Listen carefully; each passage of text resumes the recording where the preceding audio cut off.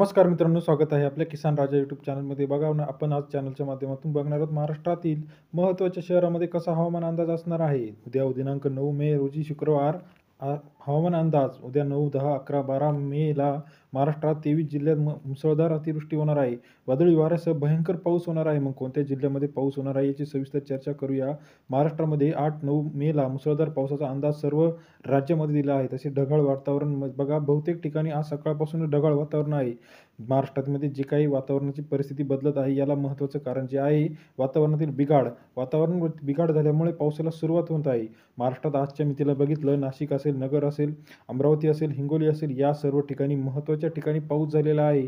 परंतु येत्या काही दिवसांमध्ये 10, 11, 12 तारखेपर्यंत 3 दिवस पावसाचा अंदाज हवामान खात्याने वर्तवलेला आहे.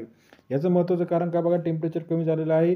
वातावरणामध्ये कमी दाबाचा पट्टा काही ठिकाणी तयार झालेला आहे, जे अरबी समुद्रावरून वारे येत आहे किंवा बंगालच्या उपसागरावरून वारे येत आहे. यांचा परिणाम महाराष्ट्रातील वातावरणामध्ये झालेला दिसायला बघतो. चक्रीवादळ काही ठिकाणी सुरुवात झाली आहे.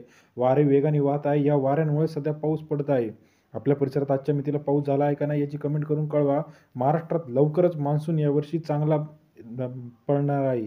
महाराष्ट्रामध्ये या वर्षीचा मान्सूनची अपेक्षा चांगलं वातावरण जे काही आपल्याला दिसत आहे. कालच्या मितीला जर बघितलं, जळगाव असेल, अमरावती असेल, या ठिकाणी अशा पद्धतीचे वातावरण काही ठिकाणी झालेलं आहे. महाराष्ट्रामध्ये येत्या काही दिवसामध्ये तुफान पाऊस येण्याची शक्यता आहे. महाराष्ट्रामध्ये जर बघितलं तर मुंबईच्या बंगालच्या उपसागरावरून असेल किंवा मुंबईच्या अरबी समुद्रावरून कमी दाबाचा पट्टा तयार होण्यास सुरुवात झाला आहे.